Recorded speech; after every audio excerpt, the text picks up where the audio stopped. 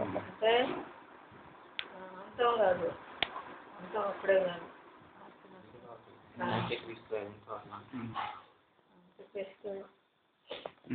అంతా ఇప్పుడు అంతం కాదు కానీ వీళ్ళు అంటారు కానీ అంతం అంతం అని ఇదంతం ఇదంతం అని వాళ్ళకేం తెలుసా.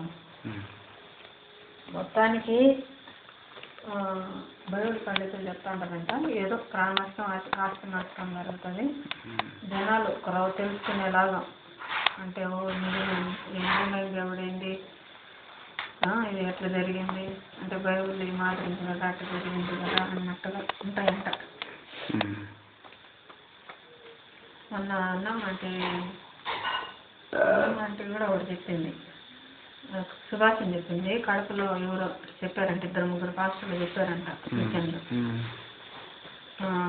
అతనే జరగబోతుంది కానీ అంతం కాదు, ఏదో నష్టం జరుగుతుంది అని చెప్పారంట.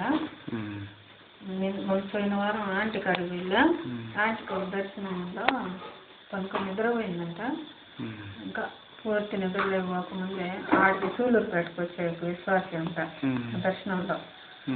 అది వచ్చి ఆంటీని అమ్మా ఇట్రామ్మా బయటకు రామ్మా అంటుందంట. ఎందుకేమి ఆయన ఎప్పుడు అట్లా పిల్లలు ఏం కానీ సరేలే ఏందో విశ్వాసం కదా అని లేచి బయటకు పోయిందంట. కాకపోతే ఆకాశంలో చూపించి అది తోక చుక్క కదా, తోక చుక్క పుడుతుంది, ఇంకా ఏదో పుట్టిందనో పుడతాదనో చెప్పిందంట. 1989 ఫిబ్రవరి నెలలో తోక చుక్క పుట్టింది, తర్వాత మళ్ళీ అట్లాంటిదే ఇప్పుడు పుడుతుంది, కానీ ఇది మాత్రం కీడుకే కానీ మేలుకు కాదు అని చెప్పిందంట. మళ్ళీ కనబడలేదంట. 1989 ఫిబ్రవరి మనకు పెళ్ళైన సంవత్సరమే, 1 నెల తర్వాత. అప్పుడేమన్నా తోక అప్పుడు కీడుకు కాదేమో, మామూలుగా పుట్టింటుందేమో. ఇప్పుడు మాత్రం అది కీడుకే కానీ మేలుకు కాదు అని ఆమె చెప్పి ఆమె కనపడకుండా ఉందంట కళ్ళు.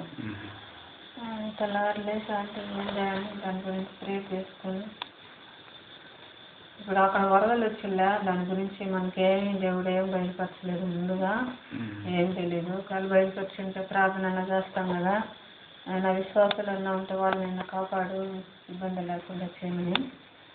అయినా జనాలను ఎక్కువ ప్రాణ నష్టం ఆస్తి నష్టం అయితే అయింది కానీ ప్రాణ నష్టం కాకుండా కాపాడమని ప్రార్థన చేస్తాం కదా, దాని గురించి అసలు ఏమీ తెలియదు, ఏం బయలుపరచలేదు. ఇది మాత్రం ఇట్లా కాదు మంచి విశ్వాసం కానీ ఆమెలాగా వచ్చి అటు చెప్పిందంట.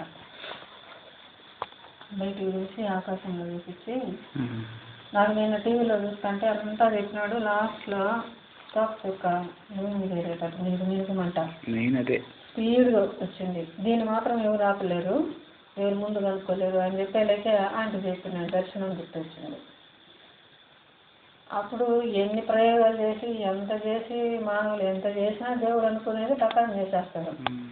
వీళ్ళు అది ఆపాలా ఇది ఆపాలా దానికి అడ్డం పెడతారు, ఇట్లా జరిగిస్తారు, ఇట్లా పెడతారు, దానికి కిరణాలు పంపిస్తారు, పగల కొడితే బాగుండదని, పేలిస్తే బాగుండదని, అది ఏందో చెప్పుకుంటా ఉంటారు. ఇవన్నీ కాదనైనా అసలు తోక చెప్పొచ్చేటట్టుంది అది చెప్పినాడు. ఒక ముక్క చెప్పినాడు, అది ఇప్పుడు అది గుర్తొచ్చింది నాకు. అట్లప్పుడు మనం ప్రేయర్లో ఉంటే మనకి ఏం కాదు.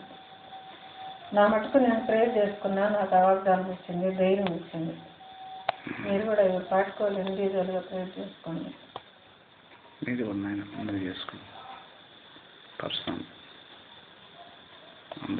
ఇప్పుడు జగనాల్లో ఉండవు, దేవుడు అది క్రియలు చూపించడానికి ఏదైనా చేయొచ్చు. ఇప్పుడు ఆ ఏరియాలలో కూడా చాలా మంది సాక్ష్యాలు చెప్తుంటారు, మా ప్రాణాలు ఇట్లా కాపాడుతున్నాము. ఇప్పుడు క్రిస్టియన్లు నిదానంగా బయటకు వస్తాయి, ఇవన్నీ చెప్తారు. మునక ప్రాంతాల్లో కర్నూలు అక్కడంతా దేవుడు ఆశ్చర్యకరంగా ఉన్నట్టుండి వేరే ఊరికి పంపించడమా అట్లా ఏదో ఒకటి చేస్తాడు. ఆయన బిడ్డల్ని కాపాడాలంటే తెలియకుండానే వెళ్ళిపోతారు. మామూలుగా ఏదైనా పని మీద ప్రయాణం అట్లా తెలియకుండానే అది జరుగుతుంది మేలు.